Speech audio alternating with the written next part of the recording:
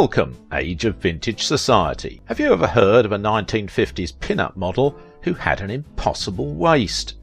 Well, we are here to introduce her to you. You will be surprised to know that Betty Brosmer, one of the most celebrated 1950s pin-up models, had a waist of just 18 inches. Why was Betty Brosmer the first fitness woman in Hollywood? Make sure to watch the video until the end and leave your thoughts in the comments. If you are new here, join our wonderful community by subscribing to the Age of Vintage channel. Betty Brosmer, the most gorgeous body of 50s. Pin-up model, fitness queen, and a lot more. If you look up hourglass figure in the dictionary, Betty Brosmer's picture should probably be next to it. Meet the highest paid pin-up girl of the 1950s. Considered by many as the first true supermodel, Betty appeared in thousands of magazines including Life, Time, Fortune, Look, and was the first model to own the rights to many of her photos and negatives, which is all very interesting, if I could actually tear your attention away from her impossibly tiny waist. There were the great glamour girls of the 1930s, 40s and 50s. In the 30s and 40s it was Rita Hayworth, Lana Turner, Carole Lombard, Marlene Dietrich, Gloria Swanson, Hedy Lamarr, Lauren Bacall, Vivian Leigh, Greta Garbo, Betty Grable, Carol Landis, and the first blonde bombshell, the spectacular Jean Harlow. The true golden age of glamour, not only for movie stars but also for models, was the 1950s, and the glamour girls of this period were Elizabeth Taylor, Marilyn Monroe, Grace Kelly, Brigitte Bardot, Anita Ekberg, Gina Lollobrigida, Sophia Loren, Ava Gardner, Ingrid Bergman, Jane Mansfield, Mamie Van Doren, Susie Parker, Kim Novak, and ultimately the incredible Betty Brosmer. The 1960s became the age of reality, and with it nothing was left to the imagination. The mystery was gone. The motto of the day is, what you see is what you get. Beauty is in the eye of the beholder, but glamour was gone forever. Betty Brosmer is the glamour girl who personifies what the word glamour really means: beauty, allure, charm, elegance, magnetism, desirability, and charisma. These words have all been used in publications describing Betty, including awesome, engaging, captivating, irresistible, dazzling, radiant, exquisite, enchanting, stunning, fabulous, and sensational. There will never be another glamour girl like Betty Brosmer. Her classically sunny, all-American blonde beauty was a worthy counterpart to that of Marilyn Monroe. Her magnificently contoured beyond perfection figure was without equal. Further, there was a glow, an incandescence about Betty that was not to be found in any other model, and the total package was so utterly winning that Betty, without ever revealing much more epidermis than one would be likely to see at the beach, was the definitive supermodel of the 1950s. Beauty queen Betty Brosmer started her model career at the age of 13. The result was more than impressive. She has won over 50 beauty contests, has appeared on magazine covers more than 300 times, her image decorated more than 100 calendars, billboards across the country, and she was the highest paid model. She was a forerunner of such stars as Marilyn Monroe and Jane Mansfield. Her phenomenal measurements, 38, 18, 36 in inches and 96, 45, 91 in centimetres, gave her the title the most gorgeous body of the 50s. It's speculated that Betty achieved her tiny waist with a little help from the practice of corset training, also known as waist training, waist reduction or tight lacing, for moulding a pronounced and significantly smaller waist, altering the shape of the rib cage in extreme cases and moving internal organs out of their original positions. Sounds pretty unhealthy, right? An unattainable body image, something we're all now pretty used to seeing every time we walk past a billboard, turn on the television, or open up a magazine. For a long time, luxury beauty Betty Brosmer served as the ideal of beauty, her body shapes admired by either men or women. Interesting that nowadays Betty's appearance is still relevant because she was the first female bodybuilder, so it should come as no surprise then that Betty is actually the co-founder of Shape magazine, the first health and fitness publication for women, which has maintained its #1 position among women's health magazines for decades. Betty Chloe Brosmer was born on 2nd of August 1935 in Pasadena, California. Andrew Brosmer and Vendla Alveria Pippinger are her parents. She lived her early childhood in Carmel, but later, from about the age of 10, grew up in Los Angeles. Naturally small and slight of frame, she embarked on a personal bodybuilding and weight training regime before she was a teenager. Raised as a sports fan by her father, she excelled in youth athletics and was something of a tomboy. Betty was a student at Washington, D.C.'s George Washington Educational Campus.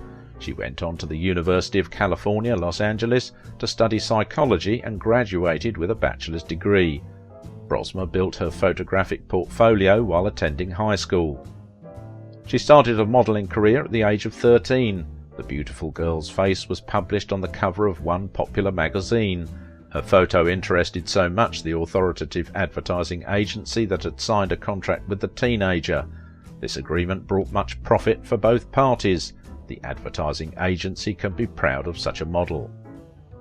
Brosmer worked as a commercial model for the next 4 years, appearing on the covers of many of the ubiquitous post-war pulps, or popular romance and crime periodicals and novels.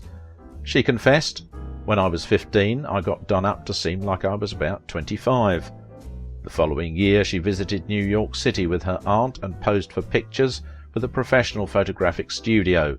One of her photos was sold to Emerson Televisions for use in commercial advertising, and it became a widely used promotional piece, printed in national magazines for several years thereafter.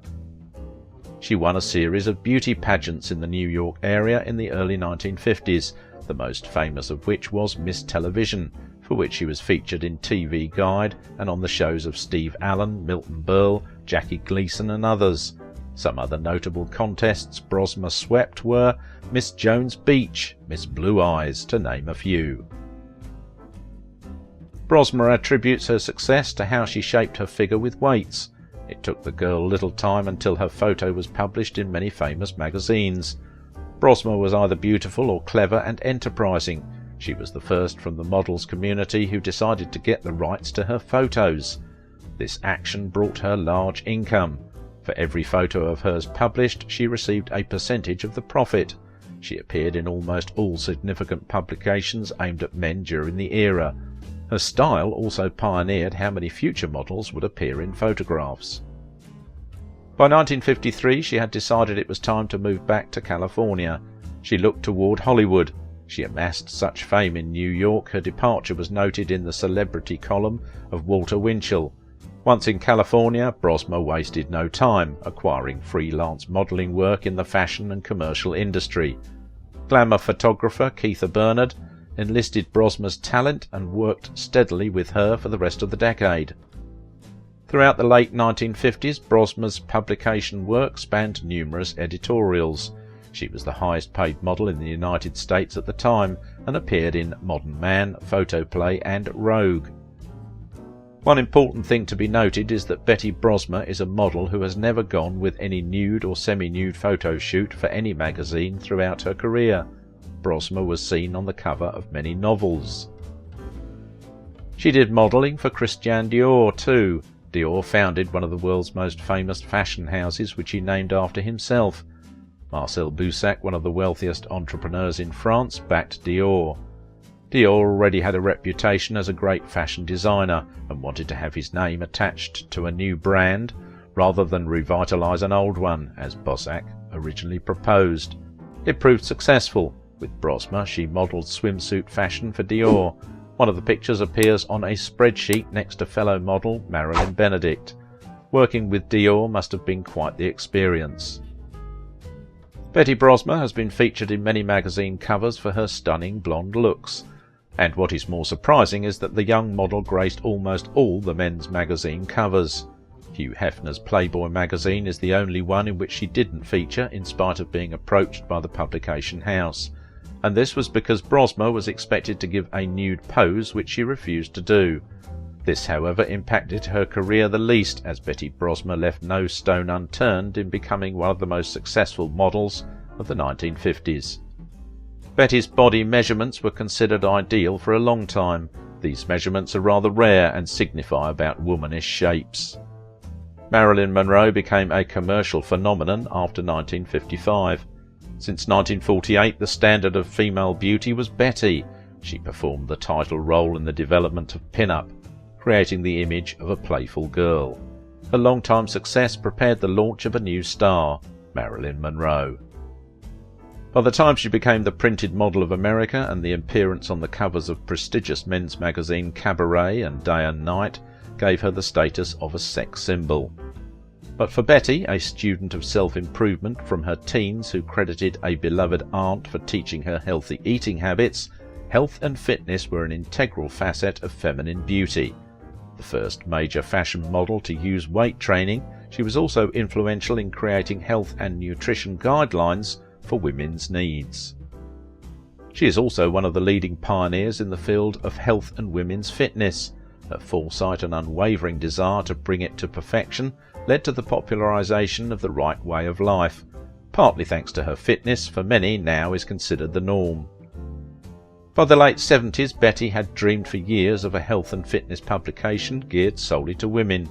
Frustrated by the lies and seemingly magical weight loss schemes that focused primarily on diet, she urged marketers to tell the truth, give women something they can believe, be honest and help women create an integrated lifestyle of health, fitness and nutrition based on reliable information.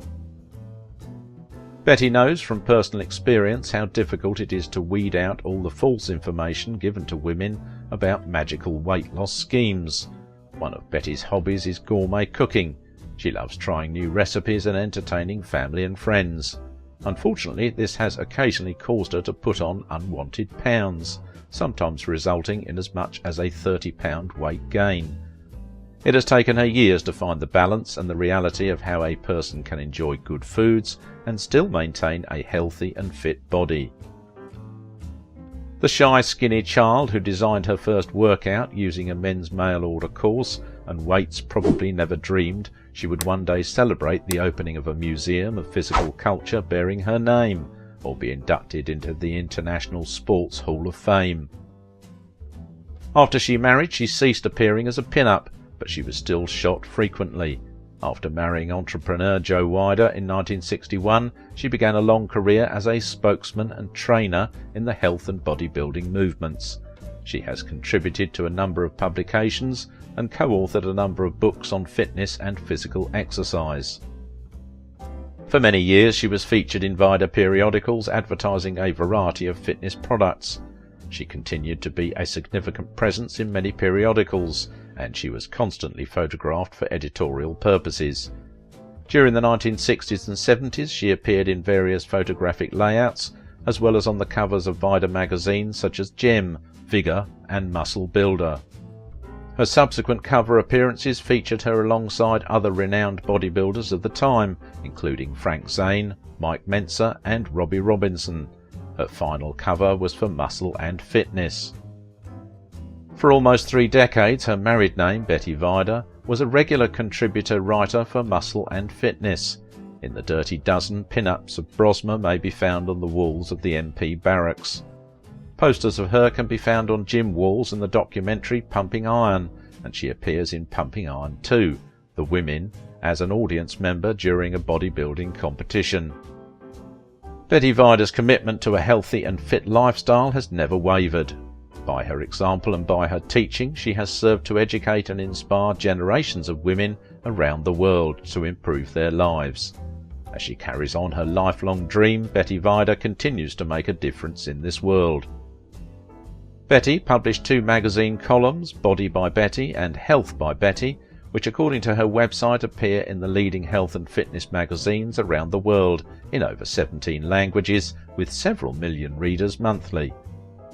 She was instrumental in creating the health, nutrition and fitness guidelines for women that support and maintain their naturally feminine beauty well beyond middle age. Betty is white-haired and a widow, but still lovely, and through the legacy produced by her unflagging dedication, still an inspiration to women and girls around the world. If you liked this video, don't forget to give it a thumbs up, subscribe if you are new here, and if you want to support my work, please visit my Patreon page. Now it is your turn. What do you think about the life and legacy of Betty Brosmer? She is not only fascinating, but also proves that a beautiful woman can achieve success not only in the modelling field, but also in other spheres.